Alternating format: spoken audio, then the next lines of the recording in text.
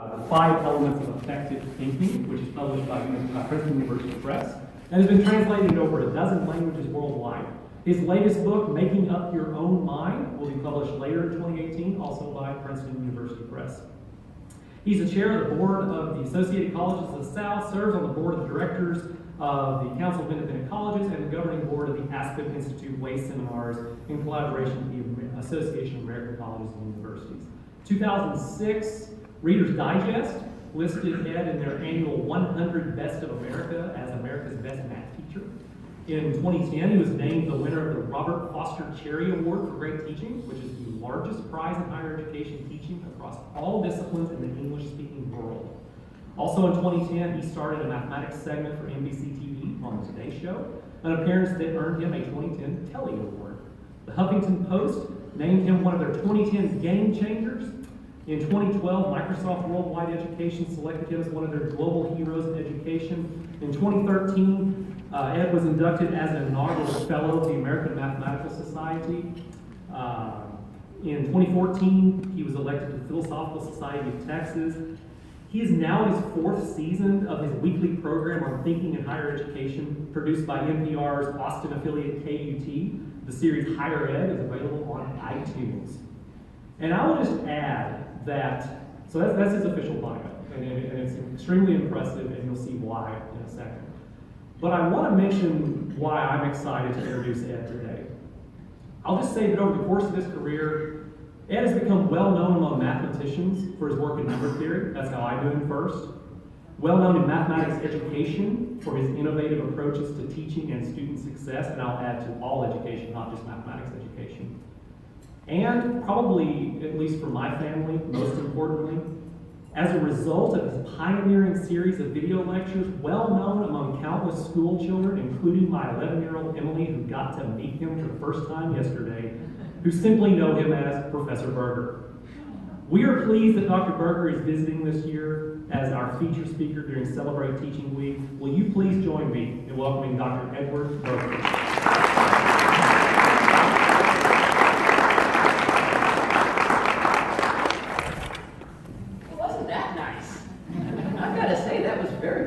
Thank you, Tom, and it's been really great fun to engage with you and Eileen over these many, many years. It took us a while to figure out how many years we've known each other, but I think we've got it down, and it's over 10. So, before I start, I want to say, first of all, it's just so wonderful to be with you. The energy that you have and the passion you have toward your vocation is remarkable, breathtaking, and inspirational. So just thank you for inspiring me. I'm going to go back to my campus. Unfortunately, by the time I get back there, it'll be Friday night. All the faculty will be gone. I'm going to try to hold your energy until Monday and then try to distribute it to them. But we'll see how well I'll do as a conduit.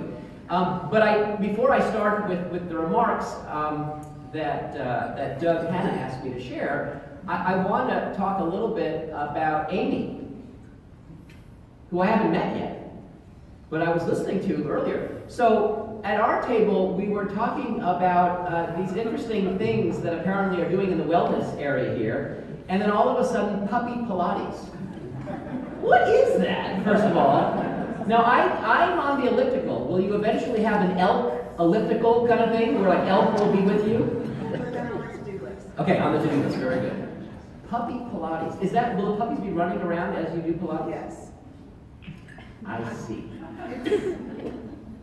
Our other rec person decided to launch the thing with the goat yoga. She saw it somewhere. That's what we're talking about, goat yoga. And it was amazingly successful. For those of you who don't know what goat yoga is, while you're actually doing yoga, if you want some goat cheese, it is available right there fresh. That was I think the impetus for that. What the puppies will produce, it'll be another story. But what I do want to mention about Amy's remarks that I hope you heard was her comment at the very end about mindfulness. We at Southwestern do have a Meditation Monday, which is really popular with faculty, staff, and students. And I will tell you that if you haven't explored this aspect of life, I urge you to at least check it out and go online and just type in mindfulness and see what comes up. There are many ways of practicing this, and I'm sure Amy and her team will explain all sorts of things when it starts up on Mondays.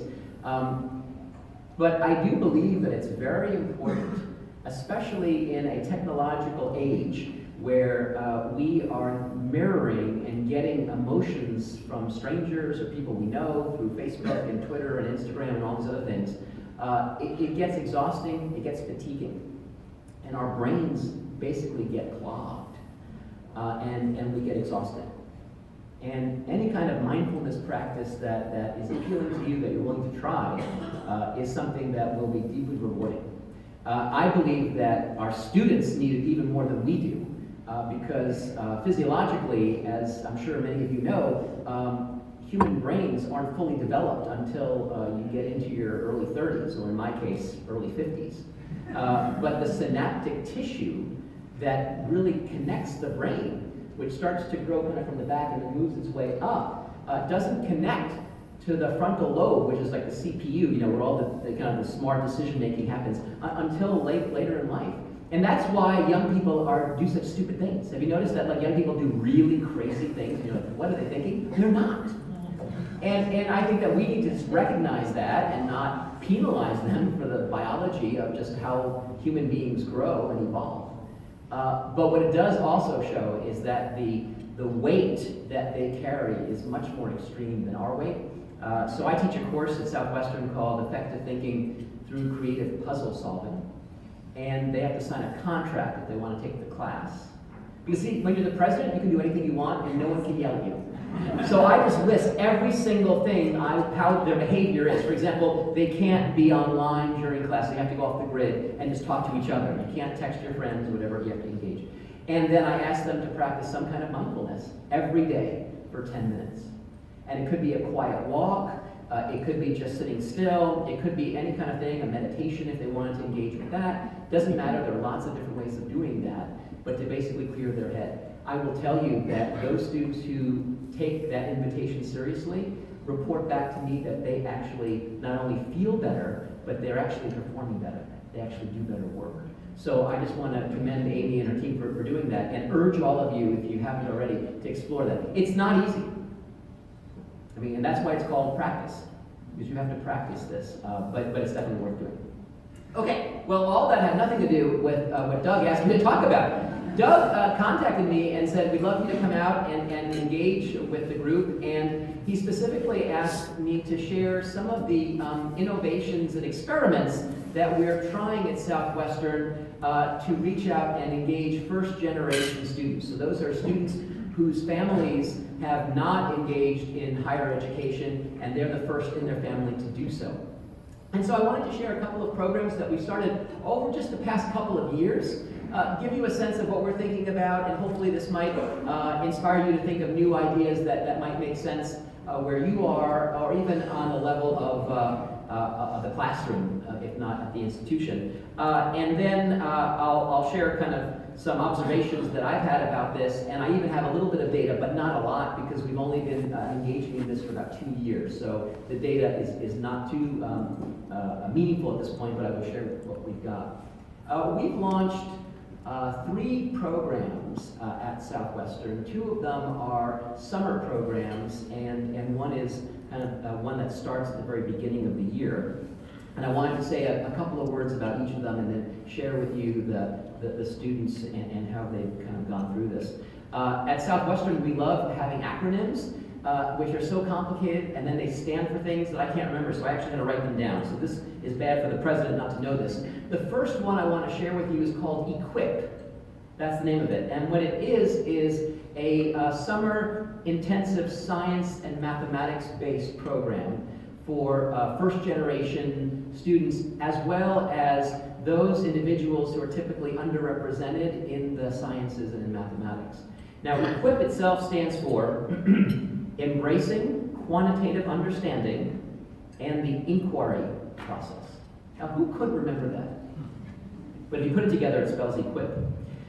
Inquiry is very important to us at Southwestern, and I do believe that we might be the only institution currently for which every single one of our natural science, mathematics, and computer science courses are being taught using inquiry-based methods, active learning in every single class. So as you know, a lot of studies have shown that this is a very powerful way for students to learn, especially students who traditionally aren't kind of invited into math and science. And so we're seeing a lot of ownership from our students as they, instead of just listening to people lecture, they're actually doing stuff. Also some experimentation with flipped classrooms where I have my faculty creating short little videos that the students watch kind of before class, and then during class they're actively doing something, doing an experiment and figuring out something. I will tell you, for example, that in our biology classes, our introduction to biology classes, we have a professor who does something that's really wonderful. She actually, on the first day of class, breaks the class up into the little kind of groups, their research groups, and gives each group a slide with human tissue.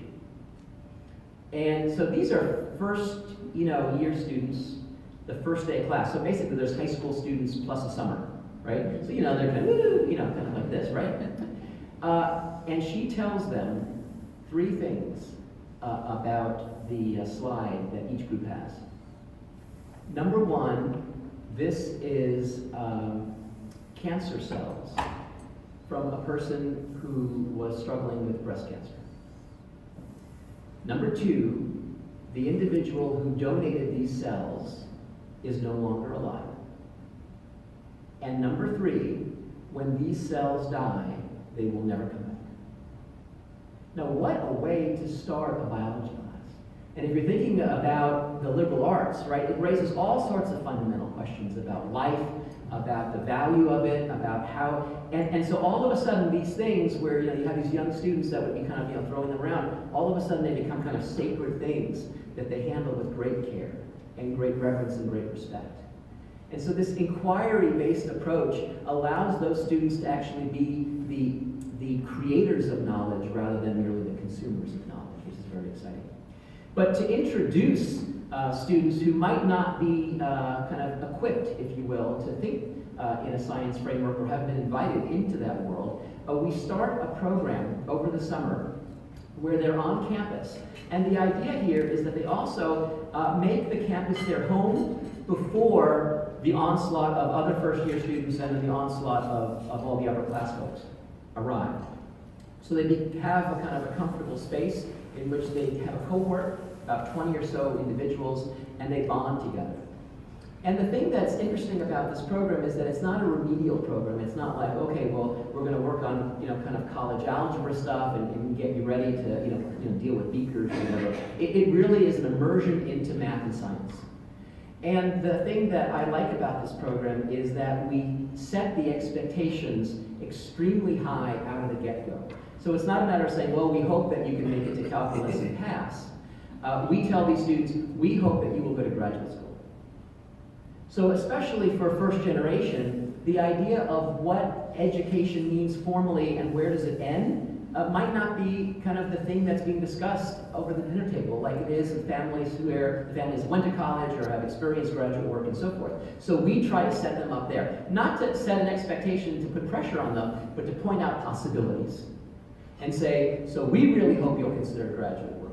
We bring them into the lab, so we have a very extensive undergraduate science research program for upper class folks. We bring these incoming first-year students into the labs so they can see what students are doing, upper class people are doing.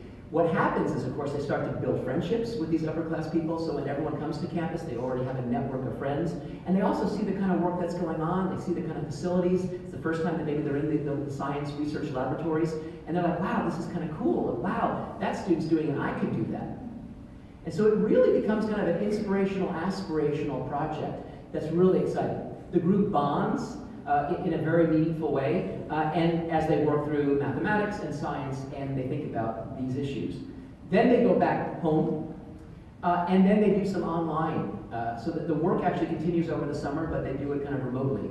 The faculty who are involved in this project actually will engage with them over the summer, via technology, but they spend part of the time on campus and then the rest of the time at home. Then when they arrive, the cohort stays together for the first year. They engage with the same groups, and they kind of experience that first year together. Let me just share a couple of things that I found always very interesting about this. When they would meet when school is, when the academic year is on, they would meet for lunches, and then they would, the leaders, the faculty and staff leaders would bring in people to meet with them. And it was always things that the faculty thought they would want, like, study skills, time management, the kind of things that, first year students would tend to need anyway. And what was fascinating after the first year we did this is that the students were like, yeah, okay, we're okay on that. How do we get in the labs? Right? I want to hear about how do I land an internship? Okay, I hear about these, Southwestern alums. How can I start to build a network? And it was really wonderful to see that these students have already gained a level of maturity where they're kind of looking forward, even beyond the stuff that we would think they'd want them to have, which was very exciting, and I think points to the success of these types of programs, where you bring people in, you set high expectations, and then they just rise right up to them, which is really, really exciting. I engage with them when they're on campus over the summer, which is always fun. They're a very joyful group. They're a very competitive group. They're always doing things like, out there, they're doing a lot of bowling, and they're doing a lot of, volleyball, and they're always competing with each other, which is wonderful. This past summer, we started a second parallel summer program that's really designed for individuals who might be interested in either the humanities or actually in writing in particular. That program is called DRAFT. Yes, exactly. Daily Revision Advances Further Thinking. And the thing I like about that, thank you for quietly clapping. The thing I like about that is it forces this notion of iteration, that when you do something, it's not going to be perfect. And yesterday I was actually talking to some of your colleagues here about the importance of failure, and that failing is something that not only is okay, but we should be encouraging more of. And in some sense, I think that led to this draft project, which runs the exact same way, but they're literally writing every day.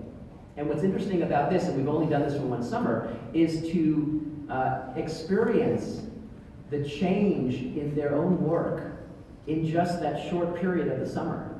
They're on campus and they do work off campus, but if you just have people continually writing, their writing improves, which of course you and I know, but it's an epiphany to these young people who, as you know, expect to write like Shakespeare the night before it's due. So again, habits are formed here and practices are built, which have been really, really successful.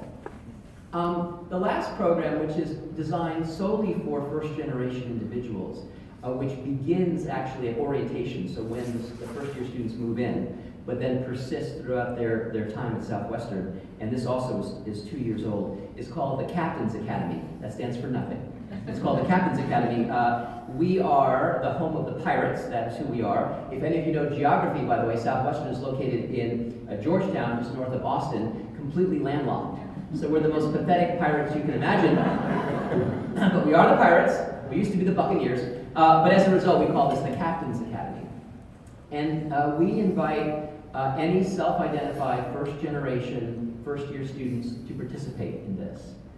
And what happens here is that during orientation, there's space in the schedule for those individuals and their family members to come together for an initial kind of lunch. It's actually a lunch just like this. And at that lunch, the students are paired up with mentors. And those mentors are faculty or staff members who have volunteered. And whenever possible, they themselves were first generation. So literally they have gone through a same process, although maybe albeit many years earlier. The thing that's interesting about this program, obviously there's programming throughout the year where the students can get resources and discover where things are. But the part of this that's meaningful for me is that it also includes the families. And so the families are invited to special programming, not just at orientation, which is when they all move in, but whenever they come back to campus.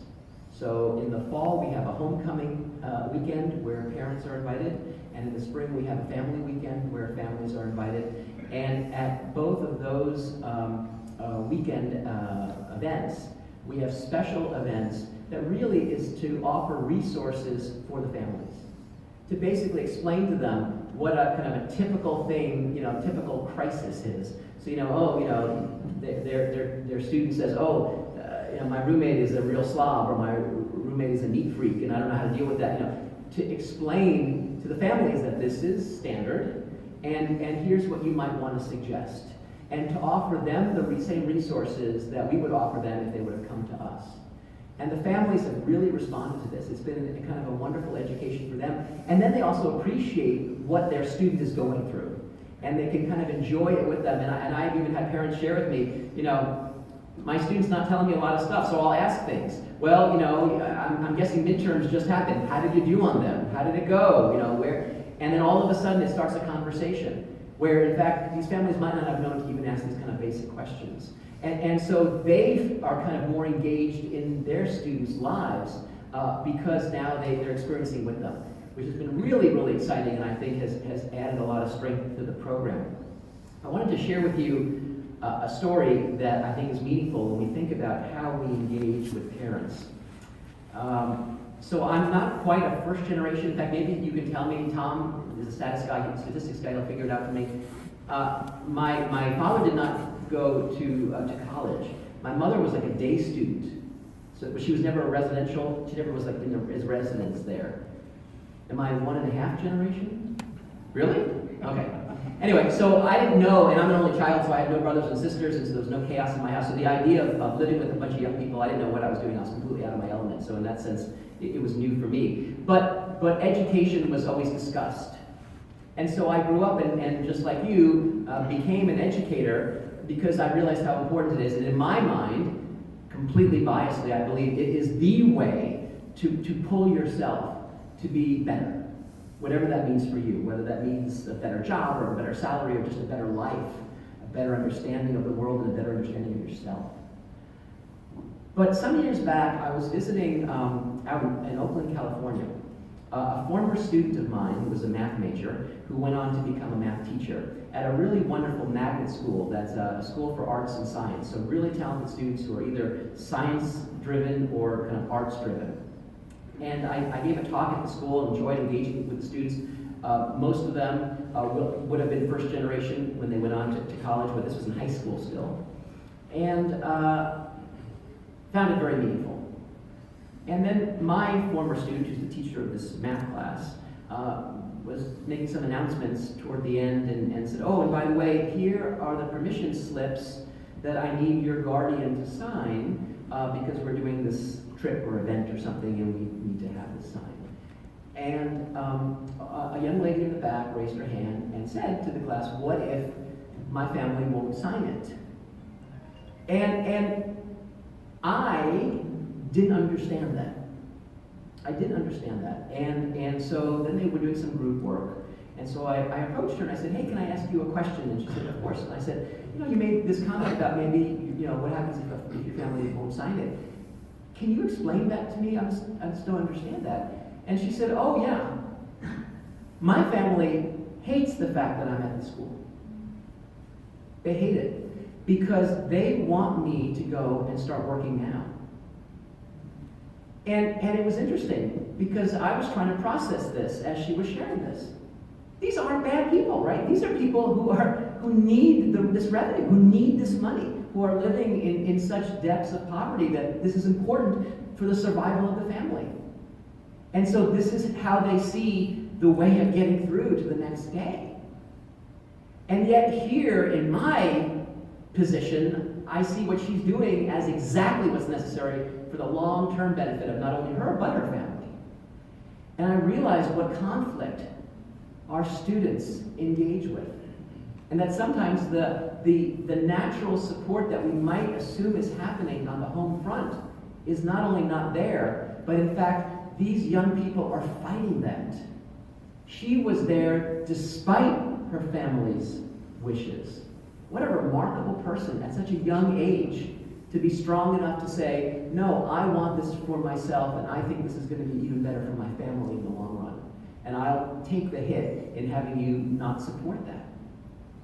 And I think that we see this not only with first generation students, but with a lot of students whose families see this investment of their students' time and the family's money in the future of that individual. And so they dictate it. Have you seen this? You must have seen this. You meet students, maybe the very beginning of their undergraduate career, and they will tell you, I am going to be a blank. And if you push them on why, it's because I'm supposed to be a blank. An accountant, a doctor, a lawyer, everyone's going to be a doctor, right? Everyone's going to be a doctor until they take, biochem. And then it turns out no one's going to be a doctor. But this is a real consideration for us as educators. Because in some sense, we are pushing back on that natural and that reasonable pressure. The pressure of saying that what happens after your education is what we need to focus on today. And what we all know is that that journey itself is where those decisions are made. I tell my first-year students as they arrive on my campus that my job and Southwestern's job is to mess things up. That's what formal education is supposed to do. You come in with a complete understanding of who you are and what you're going to do and how you're going to fit into the world, and the reality is that I'm going to try to challenge that. Now, you still might become a doctor or a lawyer or an accountant or whatever, and that's fine. But I'm hoping you'll come at it from a different perspective, doing it for a different reason, having it as a different passion, but seeing yourself grow through this process. We are in the business of change. That is what we do at the end of the day. Independent of disciplines, independent of intellectual passions, we are agents of change. Our job is to change people.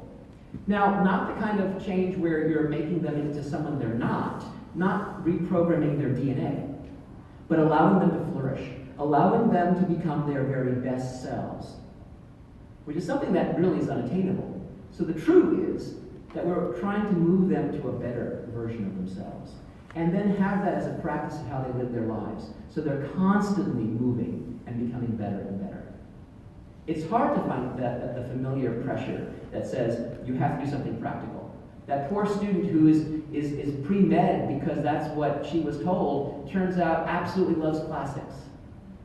The family won't let that individual study classics. That's just wrong. Now, can you get a job in classics? I don't know if they hire Latin or Greek translators these days, but it doesn't make a difference. What you study is going to allow you to grow, be better, and as your better self, you're going to find a place, you're going to find a true vocation, whatever it may be. And to me, that's the gift. And especially with first generations, that story sometimes is not only hard for those students to hear, but might be actually against what they've been hearing. And we need to offer that perspective and let them decide. Let them make up their own minds, whatever that may be. So I wanted to share with you just some very early data to give you a sense of how this is looking and working out with these programs. We've been monitoring GPAs, which we can debate whether that even means anything or not, but people do look at GPAs, and then also retention, which is very, very important to us. And so I wanted just to give you a sense of how these programs seem to be actually helping our students.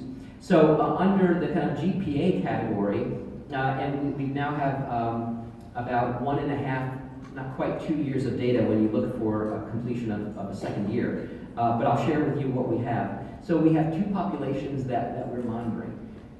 Those individuals who were invited to engage in these programs and participated, and those individuals who were invited into these programs and decided to not participate. So those are the two populations, and so I'll share some very early data. What's interesting is that the GPAs after the first semester of their first year in both populations were the same. The average GPA was 2.91, which I find interesting just as finding two populations of any sort with the same GPA. But what's telling is what happens between the first semester and the second semester.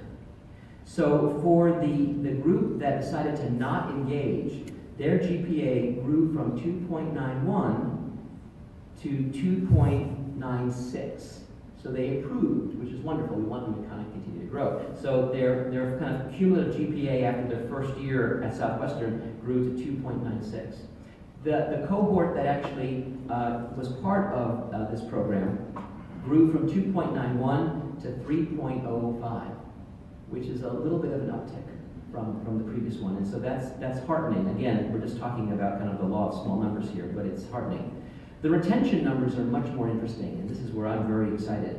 So in terms of a retention from just the first semester to the second semester of the first year, meaning that you actually stayed for an entire year and didn't leave after your first semester. For those who were invited but didn't participate in these programs, that persistence to the second semester was 88%. For those who participated in the program, it was 95%, which is remarkably higher and really exciting. And those that persisted into the third semester, which means that they actually had a sophomore year, and that's kind of where we are now with some of these newer folks. With those individuals who did not participate, it was 70% that continued. And for those who did, it was 90%, which is very significant and very exciting to think that this could be a way for the students to actually make Southwestern, or wherever they're going, their campus, their home.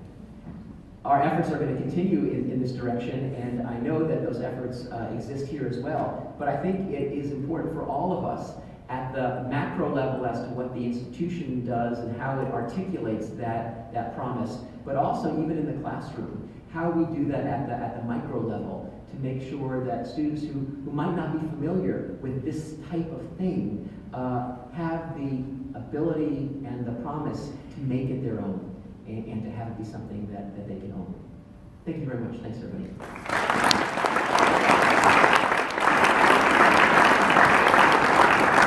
Doug, can I take some questions? Is it okay? Okay, I'll take a couple questions. I know there's raffling, and that's really why we're here. But if there are questions or comments or reactions or rebuttal, I would be delighted to entertain anything that you would like to share. Yes, please.